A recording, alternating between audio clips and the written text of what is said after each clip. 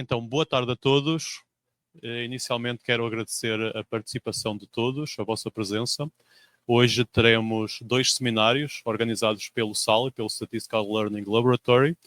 O primeiro é pela professora Paula Brito, da Universidade do Porto, em Portugal, e o segundo é pelo professor Emanuel Bronze, da Universidade de Viena, em Áustria.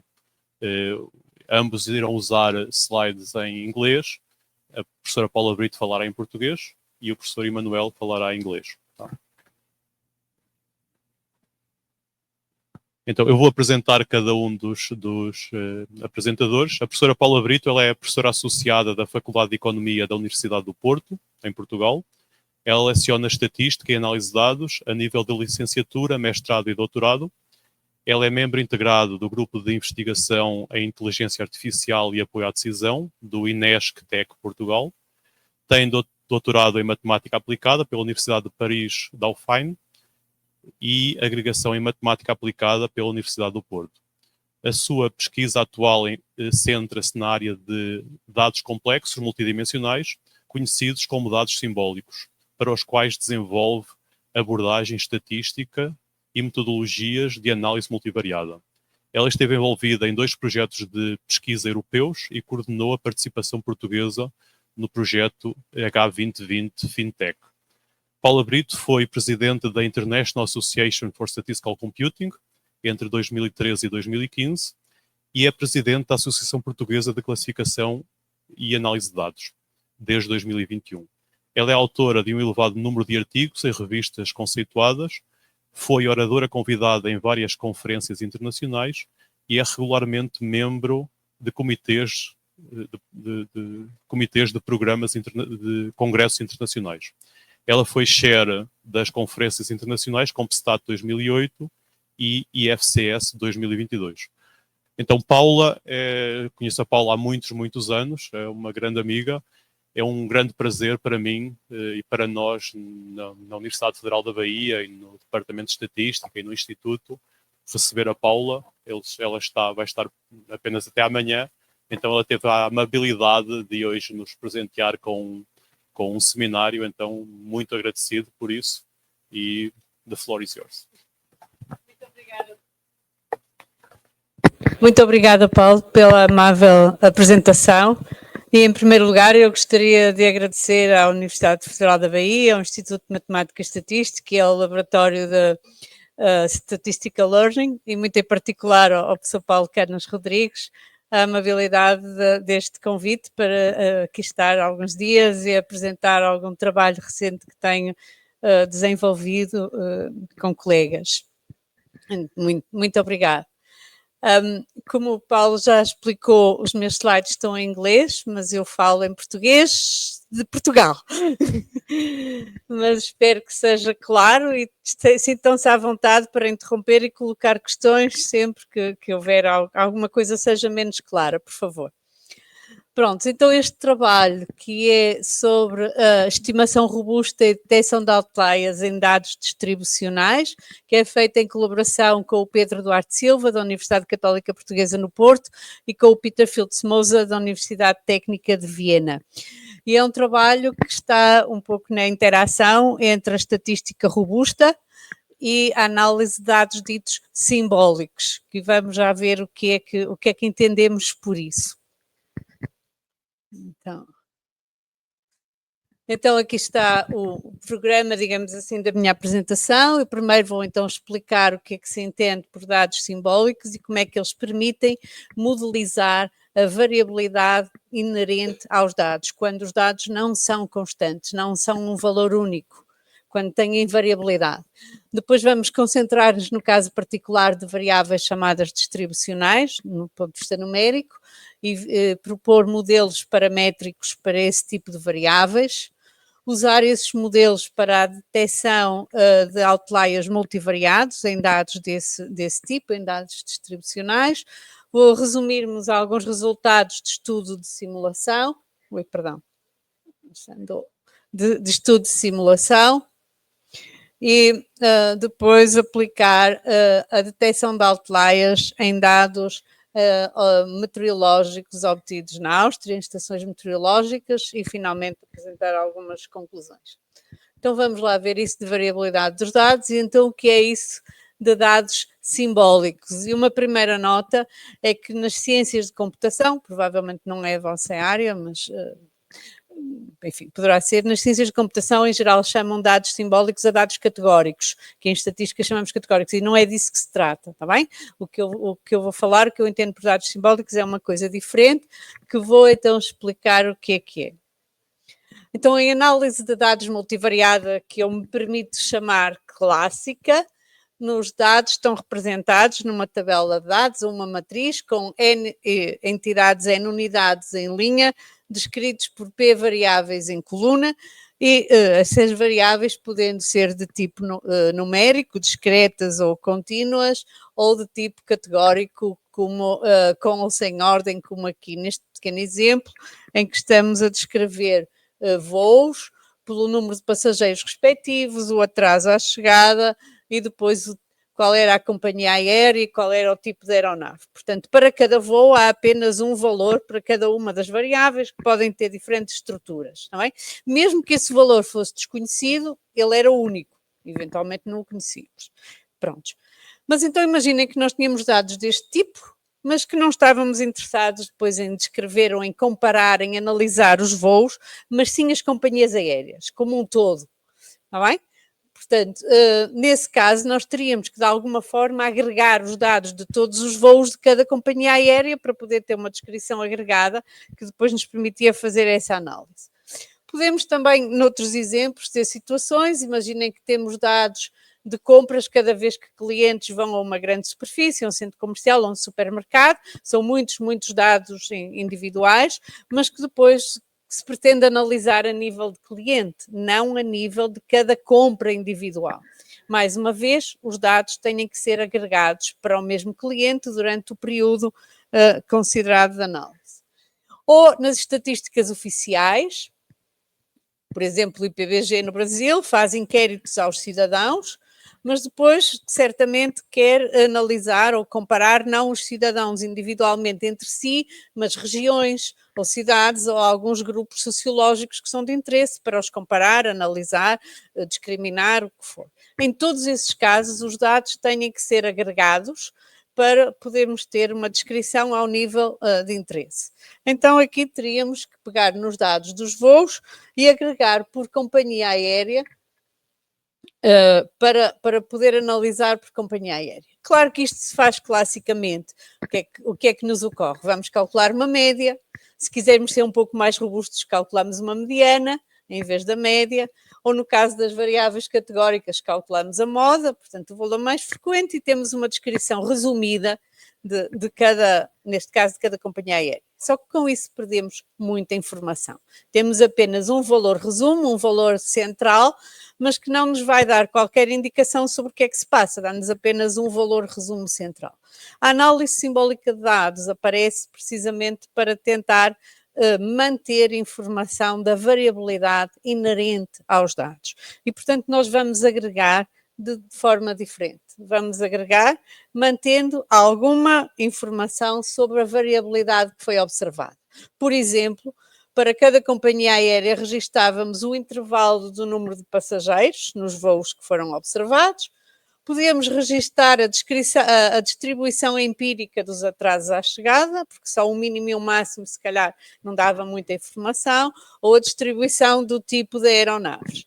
E assim, aqui lia-se que nos voos, no período considerado, a companhia aérea A tinha tido voos com entre 180 e 300 passageiros, com atrasos que em um terço dos casos eram inferiores a 10 minutos, num terço dos casos entre 10 minutos e meia hora e no restante terço entre meia e uma hora, e que as aeronaves em 2/3 dos casos eram Airbus e no restantes casos eram Boeing. E temos uma descrição agregada, mas mais rica, com mais informação do que se for apenas um valor, uma média, uma mediana ou uma moda. Isto é o que nós chamamos de dados simbólicos.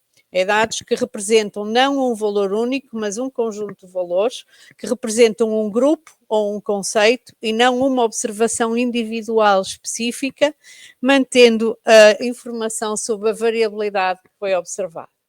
E a análise simbólica de dados vai desenvolver métodos de representação e métodos de análise para este tipo de dados. E é aí que nos situamos. Não é? Portanto, ela vai, como já disse, vai aparecer para ter explicitamente em conta a variabilidade inerente aos dados. E assim os valores das variáveis simbólicas não vão ser um único número ou uma única categoria, mas conjuntos finitos, em geral, intervalos de números reais ou, mais geralmente, distribuições sobre um conjunto de subintervalos ou de categorias.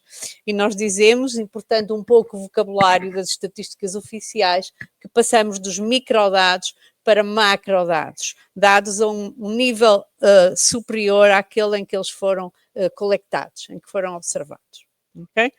Portanto, no nosso exemplo dos voos que eu tinha ali atrás, fazendo uma agregação ao longo do tempo, portanto, ao fim do tempo que estamos a analisar, tínhamos então para o número de passageiros uma variável que nós chamamos a valor intervalo ou intervalar, para o atraso à chegada uma variável de tipo histograma, que é uma distribuição empírica, vem subintervalos com pesos, portanto, com uma distribuição empírica dos atrasos, e aqui temos também uma variável que é uma distribuição empírica sobre o conjunto de categorias.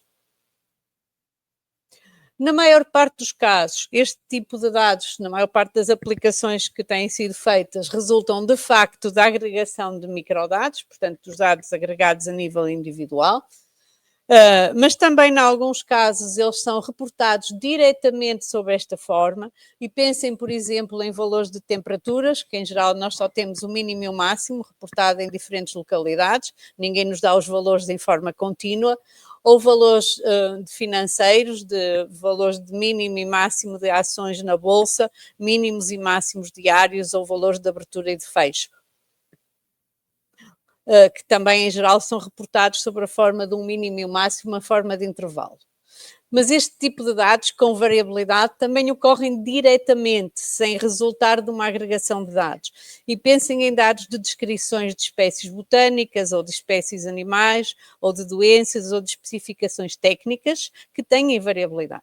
Se pegarem num livro de botânica, hoje em dia na internet, vem a descrição, por exemplo, de uma rosa, de uma flor, e vão ver o caule vai ter entre, não sei bem, entre 10 e 15 centímetros, porque as rosas não são todas iguais, não é? Portanto, quando descrevem o conceito, a nível geral, têm que ter em conta a variabilidade. Ou a descrição de uma doença, uma pessoa tem gripe, vai ter entre 37 e 39 graus de temperatura, porque não vão ter todos a mesma, nem a todo momento exatamente a mesma. Há variabilidade na descrição do conceito.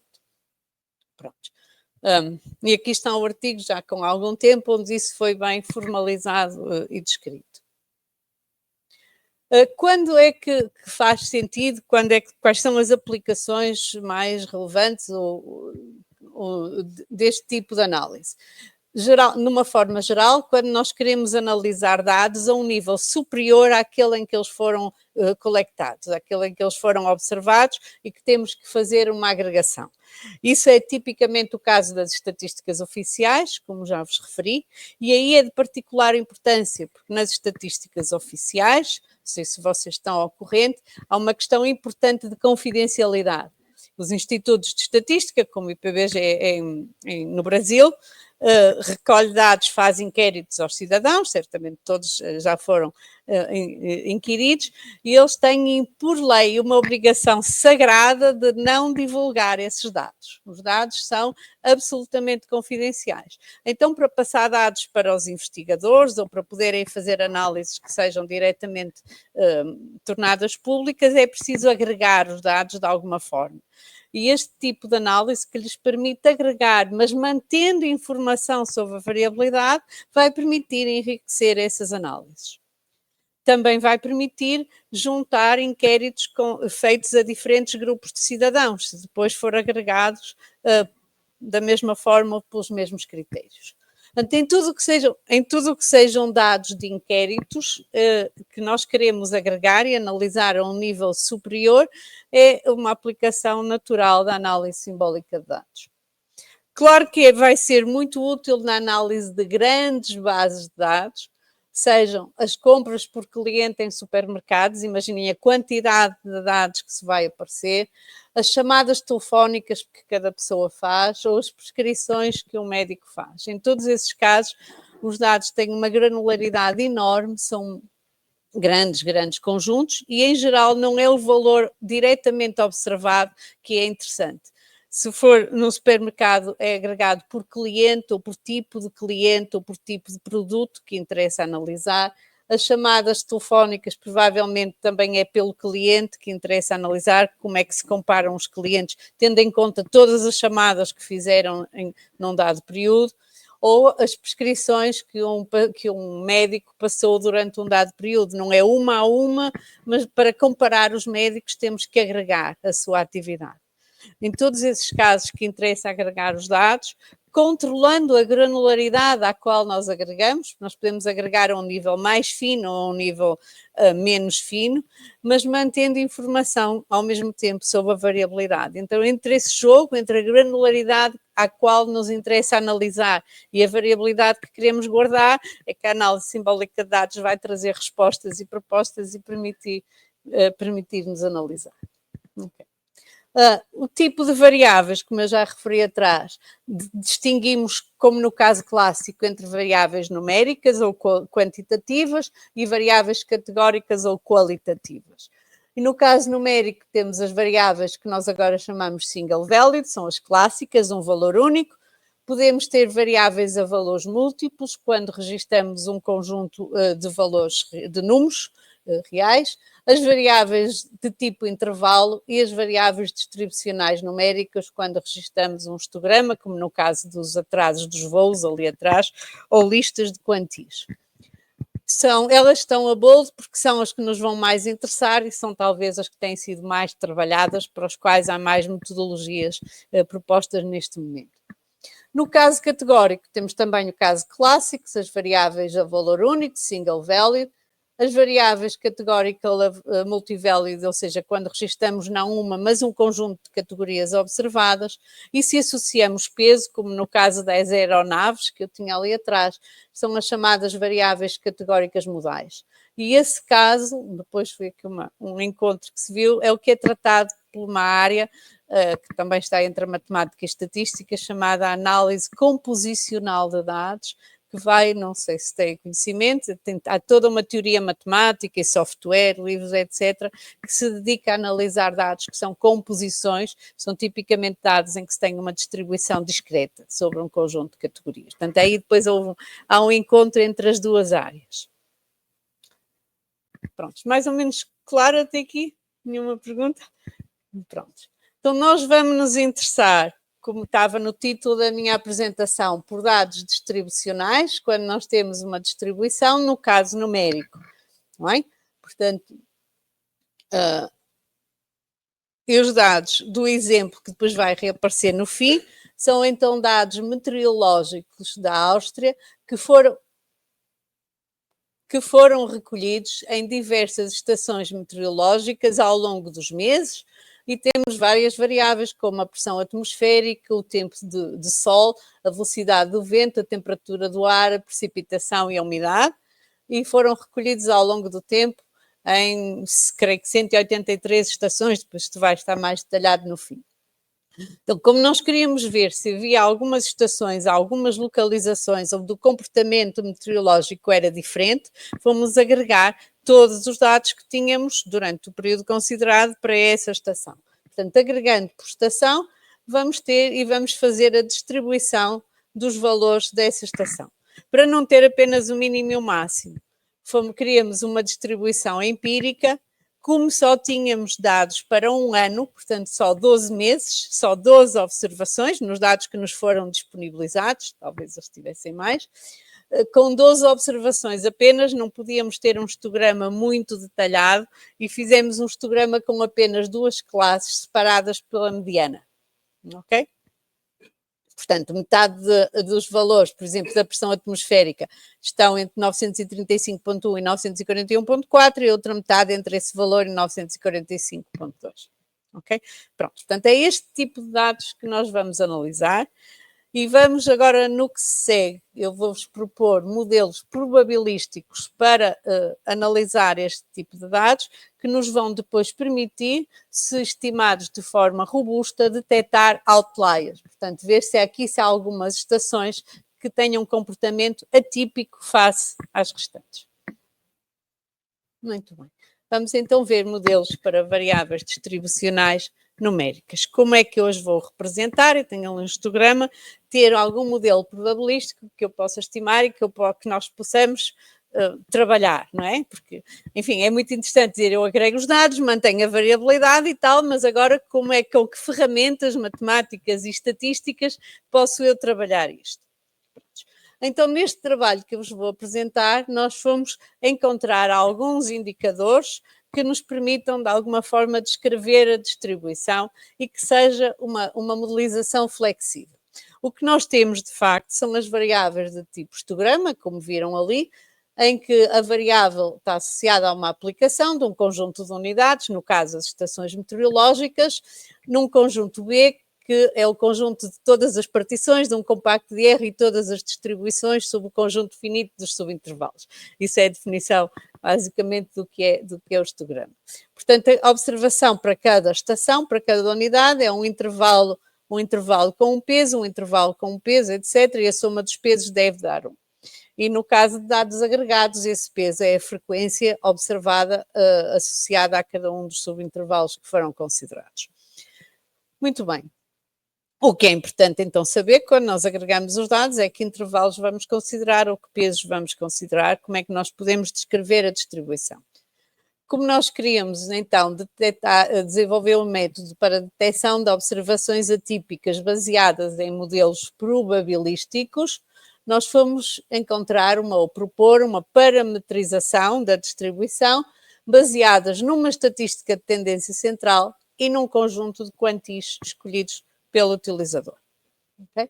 Portanto, nós vamos representar cada distribuição por uma estatística central, por exemplo, a mediana, era já o que estava ali considerado naquele exemplo, ou o ponto central entre o mínimo e o máximo observados, por exemplo, e depois pela amplitude entre uns quantis que foram considerados. Eu escolho um conjunto de quantis e depois a amplitude entre os quantis. Notem que eu não estou a escolher os quantis propriamente ditos, mas sim o espaço que vai entre eles. Ok? Pronto. Casos típicos, o que tínhamos ali é escolher o mínimo, a mediana e o máximo, ou seja, 3 quantis, o que nos leva a 2 intervalos. A estatística de tendência central é a mediana e depois tenho 3 quantis, mínimo, mediana e máximo. Ou então, se tiver um pouco mais de dados, escolher os quartis, e entre o mínimo e o máximo eu vou ter, portanto, 5 pontos, os quartis mais o mínimo e o máximo, usando a mediana como medida de tendência central, que nos diz a localização, onde é que está a distribuição, na reta dos reais, à volta de quê, e depois defino 4 intervalos definidos pelas suas amplitudes, portanto 5 pontos. Ou então, ainda outra alternativa, definir 6 pontos igualmente espaçados em termos de frequência, o que nos dá 5 intervalos e, por exemplo, em vez da mediana, pegar no ponto central, etc. Portanto, é relativamente flexível, tendo em conta o interesse do estudo que vai ser feito e a quantidade de dados que tivermos a nível micro. Porque, como no exemplo, eu só tinha 12 observações, não faz sentido usar muitos quantis, não é? Se eu tiver algumas centenas ou milhares de observações, posso considerar bastante mais e ter a distribuição descrita de uma forma mais fina, mais detalhada. Portanto, vai depender dos dados e do interesse do estudo. Pronto, então que modelo Portanto, ao fazer isto, nós estamos a parametrizar a distribuição então, por uma medida de tendência central e pela amplitude interquantis. E agora vamos pôr aqui um modelo probabilístico. E nós vamos propor um modelo gaussiano, como é frequente em análise de dados multivariados, e assumir que a distribuição conjunta da estatística central e dos logaritmos das amplitudes é normal multivariada. Okay? Gaussiano. E, portanto, como habitualmente, descrita por um vetor de médias e uma matriz de variância-covariância. Porquê os logaritmos? Porque as amplitudes são necessariamente não negativas, Portanto, assumir uma distribuição normal para as amplitudes podia não ser muito natural, porque havia a restrição de não negatividade. É claro que podem dizer assim, mas há variáveis que nós sabemos que não são negativas, como a altura das pessoas, e que ainda assim assumimos frequentemente distribuições gaussianas. Pois, mas nesse caso, em casos desse tipo, a probabilidade de observar uma altura negativa é basicamente nula, portanto não há grande risco. Aqui podia não ser verdade, não é? Podia não ser o caso, dependendo de onde ficasse a medida central, podíamos correr o risco de estar a modelizar coisas com uma probabilidade de ser negativa não negligenciável, ainda que teoricamente não pudesse ser. Portanto, daí a transformação logarítmica, e o que nós trabalhamos é o centro e os logaritmos das amplitudes interquantis. Se eu tinha m intervalos e como tenho uma medida central, é uma distribuição normal de dimensão m mais 1, e portanto definida por uma matriz, por um vetor de médias de dimensão m mais 1 e uma matriz de variância-covariância, em que ela pode ser escrita por blocos que comparam os centros com os centros, os primeiros log ranges, log amplitudes com os primeiros, os centros com as amplitudes, etc. Tá bom? Cada um destes blocozinhos tem dimensão P por P, se P for o número de variáveis descritivas que eu tinha à partida. No exemplo, a temperatura, a pressão, o sol, a velocidade do vento, etc. Pronto. A vantagem deste modelo é claro, a partir do momento que eu tenho indicadores que são reais e que estou no modelo gaussiano, estou em casa. Agora já sabemos trabalhar e podemos usar os resultados clássicos e metodologias clássicas para analisar, não é? Portanto, resolvemos as dificuldades que tínhamos. Assumir uma distribuição normal para os centros corresponde um pouco à hipótese habitual, ou muito frequente, em análise de dados multivariada. Porquê? Porque a distribuição normal permite modelizar diretamente a estrutura de covariância entre as variáveis e é por isso muito útil e muito flexível desse ponto de vista. A transformação logarítmica das amplitudes, como eu já disse, permite resolver o problema do seu domínio ser limitado. É claro que o modelo implica que as distribuições marginais dos centros são normais e das amplitudes serem logo normais, e por consequência com uma relação específica entre média, variância e assimetria. Ok, mas nós tínhamos dito que temos distribuição, portanto os centros e as log amplitudes são indicadores de uma mesma distribuição, porque eu estou a descrever distribuições. Então, nós vamos querer modelizar alguma relação que possa existir entre esses indicadores. E a partir do momento que assumimos uma distribuição gaussiana, a forma de o fazer é através da matriz de variância-covariância. Portanto, nós vamos considerar algumas estruturas alternativas para a matriz de variância-covariância. Então, está aqui escrito, mas é pequenino e vê-se melhor numa figura, não é? Então, a nossa matriz de variância-covariância, que tinha os blocos, se bem se lembram, de dimensão P cada um, que comparam os centros com os centros e os centros com as log amplitudes. Imaginem que só tínhamos 2 subintervalos, como no caso das estações meteorológicas. Portanto, eu tenho os centros e 2 subintervalos. A minha matriz tem 3 blocos em cada direção. Então, a configuração geral, não restrita, é permitir que tudo seja correlacionado com tudo e, portanto, sem qualquer restrição. Mas depois nós podemos considerar casos particulares. O caso 2 é o caso em que eu considero que as variáveis descritivas são independentes, mas dentro de cada variável, os respectivos indicadores podem ser correlacionados. E isso dá-me uma estrutura em que cada um destes blocozinhos é diagonal. Okay. A configuração 3 é diferente, é um pouco ao contrário, é dizer todos os centros podem estar correlacionados com todos os centros, todas as log amplitudes com as log amplitudes, mas não há correlação entre centros e amplitudes, o que nos dá assim 2 blocos, não é? Depois, podemos ainda ser mais restritos e dizer apenas as log amplitudes correspondentes são correlacionadas, o que nos dá este modelo diagonal, por blocos todos de dimensão P por P, ou finalmente dizer que nada é correlacionado com nada e é uma matriz diagonal. Ok? Pronto. Claro está que todos os casos são um caso particular do primeiro, que é o mais geral, e que o caso quinto é um caso particular de todos, e que 4 é um caso particular de 3, não é? Isto é fácil de ver. Mas o que é realmente importante é de ver que em todos os casos a matriz de variância covariância é uma matriz diagonal por blocos. Aqui é óbvio que é cheia e aqui é diagonal. São blocos individuais, unitários. Aqui são 3 blocos, 3 neste caso, mas são M mais um blocos, todos P por P. Aqui são 2 blocos, um é P por P e o outro é MP por MP. E aqui isso não é tão facilmente visível, mas se eu reordenar as colunas e as linhas, em vez de estar por variável, em vez de estar por indicador, passar a estar por variável, eu vou ter outra vez uma matriz diagonal por blocos, em que cada bloco é de dimensão M mais 1 por M mais 1, que é o que está aqui. Portanto, em todos os casos, mesmo se eu tiver que reordenar as linhas e as colunas, a matriz de variância e covariância é uma matriz diagonal por blocos. E porquê é que eu insisto nesse ponto? Porque isso vai tornar a estimação de máxima vizinhança muito simples. Está bem? Portanto, o facto de eu ter modelos restritos para a covariância vai ficar simples, não vai levantar problemas a nível de estimação pelo facto de serem estruturas diagonais por blocos. Pronto.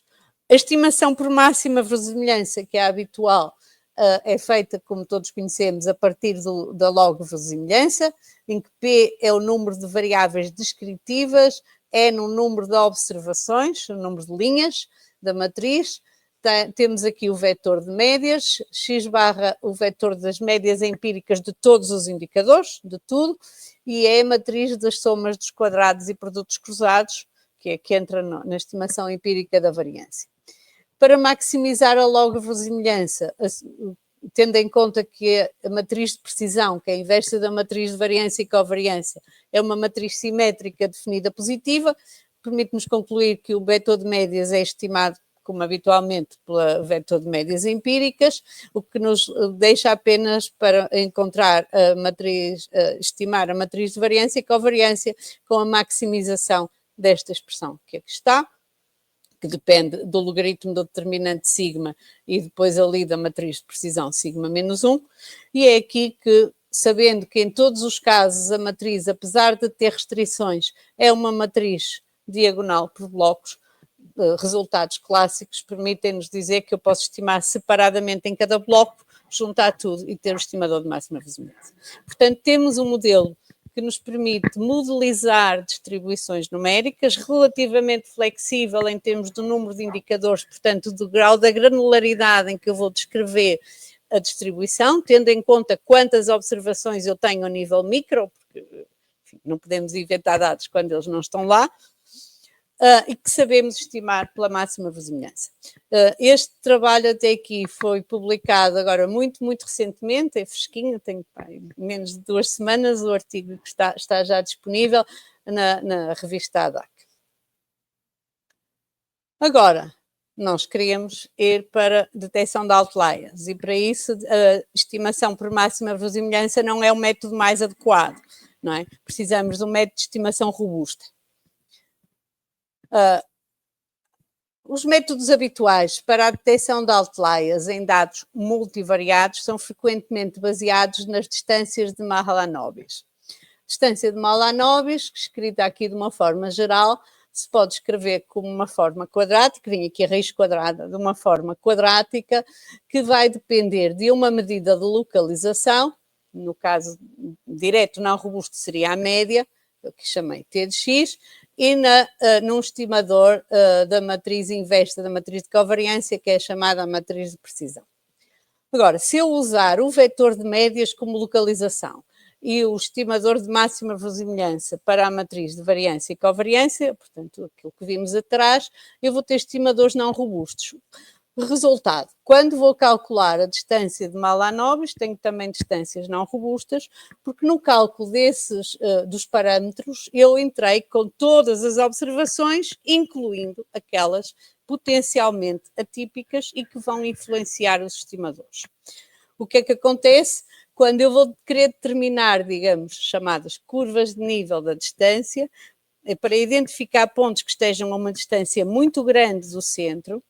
Nessas distâncias estão a ser influenciadas pelas próprias observações atípicas e pode dar-se o efeito chamado, eu creio que em português é de mascaramento, masking effect, de mascaramento, isto é, observações que nos parecem ser, que são atípicas, vão nos parecer regulares, vão nos parecer normais, vão nos parecer não suspeitas. E isso é o que queremos evitar. Para evitar isso, nós precisamos de estimar o indicador de localização e a matriz de precisão de forma robusta. Isto é, que as observações potencialmente outliers, potencialmente atípicas, não sejam usadas para a estimação, por forma que depois, quando eu vou calcular distâncias, eles ficam postos em evidência. É o que está aqui um pouco, de forma talvez um pouco caricatural nestes dados, mas para mostrar esse efeito. Ok. Antes de irmos ver que estimadores nós vamos considerar no nosso caso, só dizer que no nosso trabalho nós vamos depois detectar os outliers, isto é, vamos identificar ou assinalar observações como potenciais outliers, usando o box plot ajustado, proposto por Hilbert e van der Virgen em 2008, que vai ajustar o box plot habitual de Tukey, é uma regra do mesmo tipo, e vamos definir como observações suspeitas aquelas para as quais o quadrado da distância de Mahalanobis é superior ao terceiro quartil, mais, e agora não era mais apenas um C vezes amplitude interquartil, mas temos aqui um fator exponencial de 4MC, MC é o med couple, que é uma medida robusta da assimetria e que nos vai permitir ter em conta a assimetria da distribuição. Ok? Portanto, quando a distribuição é perfeitamente simétrica, isto fica 0, a exponencial fica 1 e temos a regra de Tukey habitual para identificar outliers. Está bem? Pronto. E nós vamos usar para a constante, como no caso standard, que outliers moderados serão identificados quando eu estou a somar ao terceiro quartil 1,5 vezes esta quantidade, e eu chamo-lhes severos se eles estiverem acima desta quantidade vezes 3 vezes a amplitude interquartil, a regra habitual. Então, como é que vamos fazer a estimação robusta dos meus vetores de médias e matriz de precisão? Então, como estimador robusto da localização, nós vamos usar não a média, como era no caso da máxima vizinhança, mas a chamada mediana L1. Isto é o ponto que minimiza a soma das distâncias euclidianas. Não a soma do quadrado das distâncias euclidianas, que seria a média, mas a soma das distâncias euclidianas. É um estimador robusto de localização com um ponto de ruptura de 50%. Portanto, muito, muito robusto, ok? Depois resta-nos o problema de estimar a matriz de precisão, a matriz sigma menos 1. E aí nós vamos basear-nos na proposta de Hurley e Crookes, em 2015, que consiste no seguinte. Portanto, se repararem, esta primeira parte, até aqui, é basicamente o que aparecia na máxima verosimilhança, que estava ali atrás, não é? Posso voltar lá. É basicamente esta parte. Pode estar escrita de forma ligeiramente diferente, mas é isto. Portanto, isto corresponde à máxima verosimilhança. Apenas aqui eu vou usar, em vez da matriz E, que era aquela que eu disse da soma dos quadrados e produtos cruzados, das observações, vamos usar alguma coisa mais robusto. E depois vamos acrescentar a isso um termo de regularização, diretamente na matriz de precisão. Não é? Pronto. Então, para estimar de forma robusta a matriz de variância e covariância, em vez daquela matriz E, nós vamos definir da seguinte forma. As entradas, claro, eu vou considerar aqueles modelos, as configurações restritas. Portanto, quando eu estou a usar uma configuração restrita, o valor é 0, é posto lá 0 diretamente. Nos outros casos, a entrada da matriz de linha J, coluna K, é calculada por medidas robustas de escala, vezes a correlação de ordem gaussiana proposta por Butt et al. De 2012. Basicamente, essa correlação ordinal robusta é uma correlação baseada numa transformação pela inversa da função de distribuição da Gaussiana, da Gaussiana standard, e que vai ser tão eficiente quanto o coeficiente de correlação habitual, mas com um melhor ponto de ruptura, portanto, mais robusto. E depois vamos multiplicar por medidas robustas, estimadores robustos de escala, propostos por Rossiol já em 93,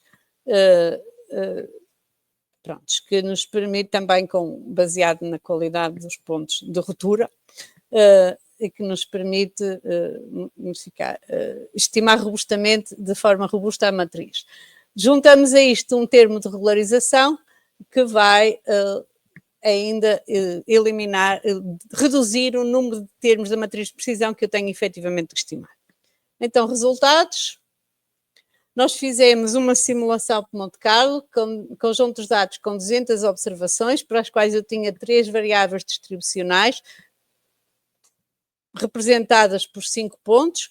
Fizemos variar a distribuição considerada, portanto isto é simular, uniforme, normal e log normal, quer para as observações regulares, quer para os outliers, ou então uniforme, normal e log normal para as observações regulares e uma mistura uniforme das 3 para as distribuições, para as observações outliers. Consideramos outliers com severidade pequena, média ou grande, portanto próximos das regulares, medianamente ou muito afastados, e com proporções variando entre 1% e 10%. Os resultados foram medidos em termos da precision e recall, portanto a percentagem de observações indicadas que são de facto outliers e a percentagem de outliers que são detectados, e a medida chamada F, que é a média harmónica dos dois. Então o que é que nós vemos? Que para 1% outliers os nossos valores andam à volta de 0,8, de 80%, o que já não é mau, quer a precision, quer a recall, com valores um pouco melhores no caso da distribuição log normal. A partir do momento que nós temos 2,5% ou 5% de outliers, os valores são muito bons, um pouco menos bons, como era de esperar, quando os outliers estão próximos das observações regulares, é o caso a vermelho, mas mesmo nesses, se a distribuição dos outliers for diferente da distribuição, portanto, não só os valores, mas se for uma distribuição com uma forma diferente das observações regulares, os resultados são muito bons. E aqui temos a Precision, Recall e F-Measure, baseado na proporção de outliers.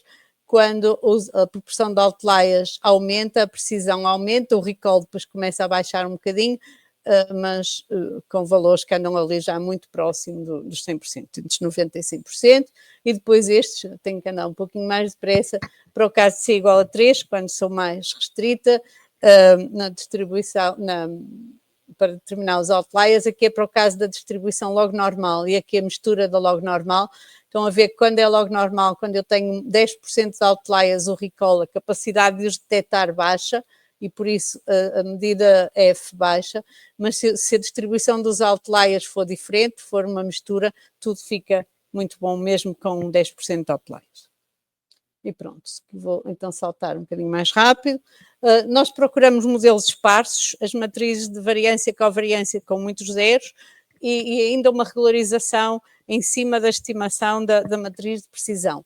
O que é que nós detectamos? A percentagem de observações que não são nulas da matriz de precisão é muito elevada,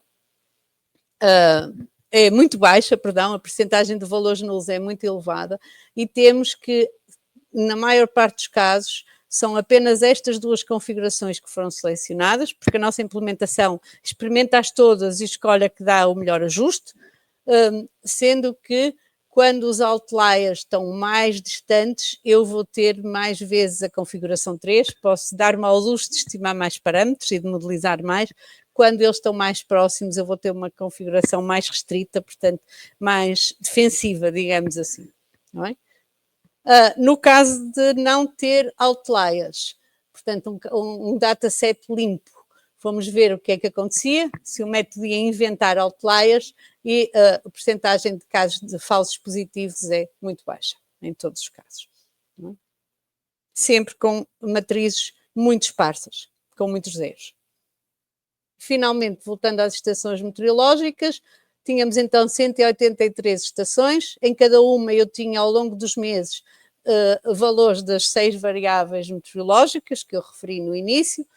Usamos a mediana como medida de localização. Como eram poucas observações, apenas 2 intervalos, o intervalo do mínimo à mediana e da mediana ao máximo, com 6 variáveis, 6 vezes 3, 18, uma localização, 2 log ranges, 6 vezes 3, 18, o vetor de médias é um vetor de dimensão 18 e a matriz de variância e covariância é 18 por 18. A melhor configuração, a que dava o melhor ajuste em termos do BIC, Bayesian Information Criteria, que suponho que conhecem, foi a completamente diagonal. Fazendo a estimação robusta e calculando as distâncias de mal a nobis, temos aqui o cutoff para o C igual a 1.5, acima disto são outliers moderados, para C igual a 3, acima deste são os outliers severos, e nós identificamos 4 outliers severos e um moderado. Como também tínhamos a latitude e a longitude das estações meteorológicas, podemos colocá-los, aparece o mapa da Áustria, e as 5 estações outliers são as 5 de maior altitude, sendo que a que era moderada era a de menor altitude entre as 5. Portanto, de alguma forma, isto conforta-nos que os resultados fazem algum sentido. E com este exemplo, eu termino, concluindo que propusemos um método de detecção de outliers para dados em que para cada observação e cada variável temos não um valor, mas uma distribuição, tipicamente uma distribuição empírica. Isso foi baseado em modelos paramétricos específicos para esse tipo de variáveis e depois numa estimação robusta da matriz de precisão.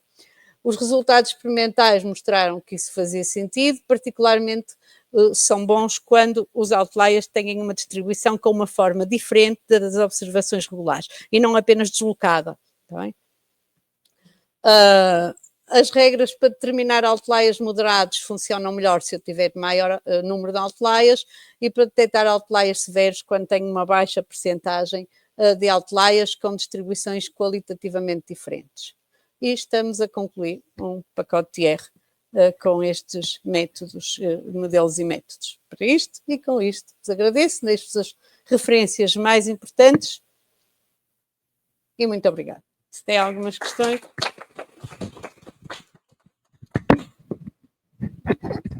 Muito obrigado, Paula. Temos agora uns minutos para algumas perguntas. Se alguém tiver alguma pergunta. Eu tenho uma, enquanto o pessoal pensa, eu posso perguntar. Na aplicação você usou 12 meses. Porquê só... tá. Isso não é um problema ser tão curto?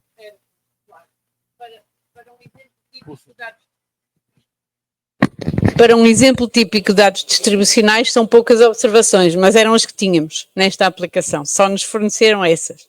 Claro que se tivéssemos observações diárias seria muito melhor, não é? Ou horárias, ou enfim, com uma frequência, com uma granularidade muito maior. Mas no caso só tínhamos disponíveis estes dados. Foi só por isso. Eu gostaria de ter mais. E se tivéssemos mais, teríamos considerado mais subintervalos e ter a distribuição de forma mais fina, não é? E de que forma a quantidade de dados é um problema? Por exemplo, eu pensando em termos de Brasil, eu consigo facilmente centenas de estações, dezenas de anos de dados diários e horários. Exato. Então, isso, em termos computacionais, isso é um problema. Não, porque nós vamos agregar. Não é? A partir do momento que vamos agregar, tem que definir o utilizador, quantos quantis quer considerar, para definir os intervalos. A partir daí, portanto, essa reduz muito a dimensão dos dados. Depois, a estimação que é feita é uma estimação esparsa, porque se nós quisermos, porque temos muitas observações, considerar muitos quantis, vamos ter um problema de alta dimensionalidade, porque vamos ter muitos, que eu chamei indicadores, não é? Muitos log ranges, e vai aumentar a estimação. Daí fazer a estimação regularizada, não só regularizada 2 vezes, por um lado por matrizes de covariância com configurações restritas, portanto com muitos zeros, e que vão modelizar diferentes situações e ver qual é que melhor se ajusta, onde pôr os zeros, o que é mais importante considerar, se é correlação entre as variáveis, se é correlação entre os indicadores. Por outro lado, em cima disso, na estimação robusta da matriz de precisão, ainda ter um termo de regularização. Pronto, resultados mais recentes que ainda não estavam aqui, de simulação, em que fizemos aumentando o número de variáveis iniciais, não dos indicadores, aumentando o número de variáveis, quando nós chegamos a 30 ou 40, o método começa a sistematicamente escolher uma configuração diagonal, o que significa que apenas modeliza as variâncias e não as covariâncias, não é?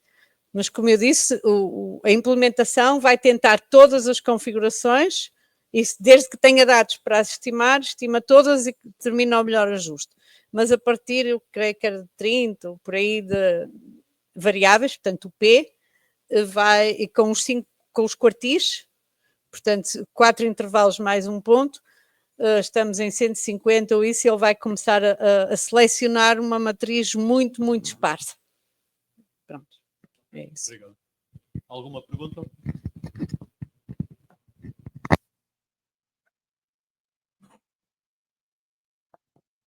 Oi, boa tarde. Eu cheguei no final da apresentação, então acho que eu perdi muita coisa, mas eu fiquei com dúvida sobre esse método de estimação da matriz de precisão de alta dimensão. Como é que funciona mais ou menos o método? É algum tipo de graphical lasso? Sim, é baseado no graphical lasso. Exatamente. Você comentou agora no finalzinho que tem alguma parte do método que tende a deixar a matriz muito esparsa, fica selecionando só as variâncias. Isso é a matriz de covariâncias ou é de precisão? Elas vão ser esparsas de igual forma, não é? Vão ter os zeros nos mesmos sítios. Mas a estimação é feita diretamente, vamos lá ver.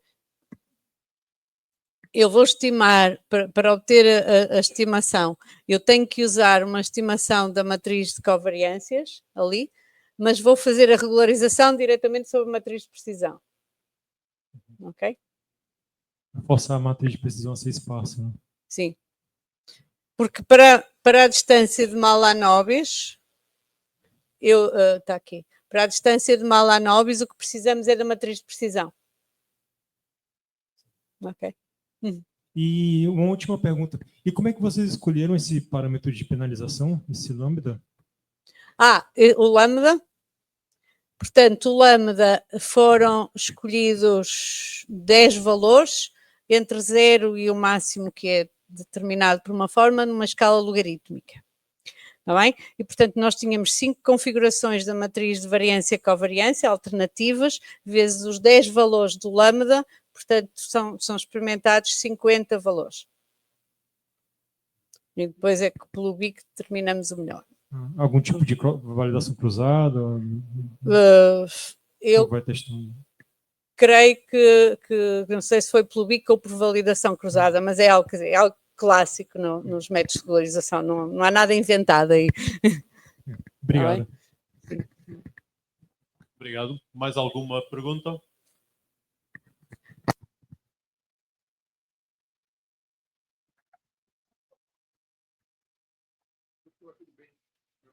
Muito obrigada. Eu vi que a senhora tem uma forte formação em economia. Não tenho qualquer formação em economia. Eu sou professora na Faculdade de Economia, mas eu venho da matemática aplicada e da estatística e análise de dados.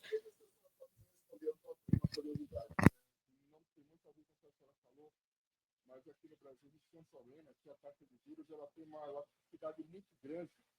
A senhora entende de taxa de juros? Nada. Não mais do que um cidadão comum ou, enfim, alguém com um mínimo de cultura geral.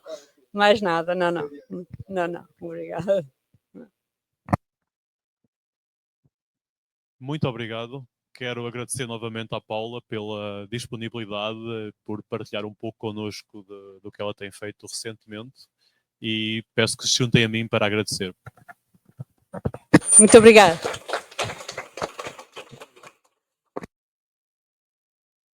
Vamos continuar sem pausa.